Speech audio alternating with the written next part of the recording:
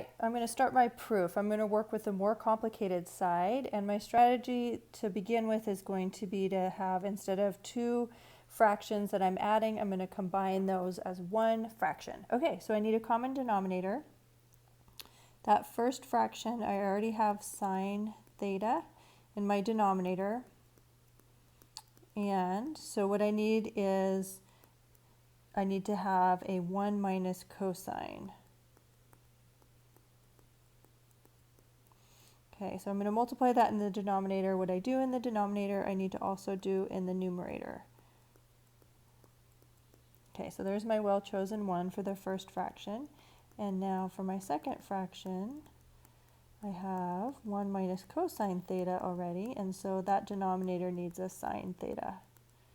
Okay, so what I do in the denominator, I need to do in the numerator as well. And now I'm ready to multiply numerators and simplify a little bit. Okay, so my common denominator is 1 minus cosine theta all over sine, or times sine theta. Okay, and now here I'm going to just go ahead and FOIL this out. I would have 1 minus cosine theta minus another cosine theta, so minus 2 cosine theta.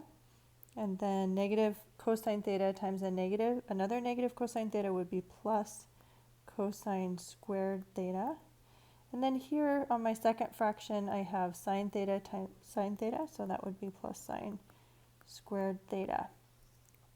Now I'm looking at this and I am seeing a Pythagorean identity here.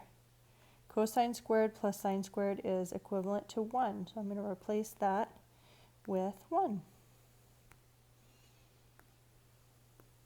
Oops. Okay, so that's 1, and I'll copy the first part, 2 cosine theta plus 1.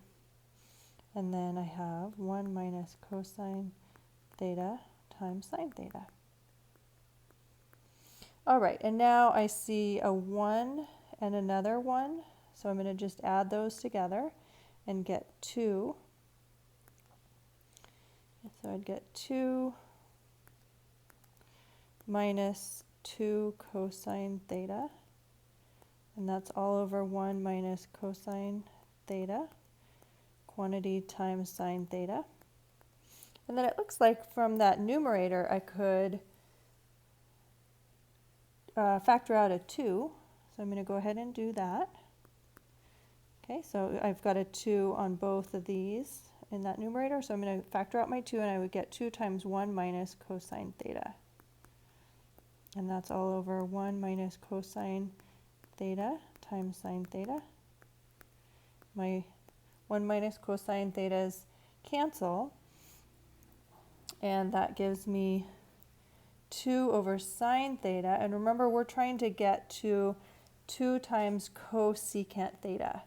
So this is kind of a strategy that works. Here I have 2 over sine theta. So I can actually separate that as 2 times 1 over sine theta.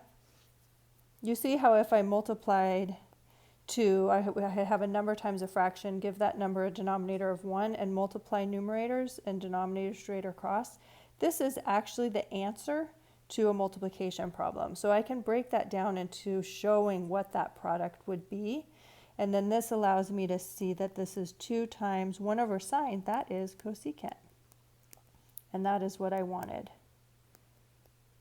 Cosecant theta, that was what I had set out to prove. So I'm done and done.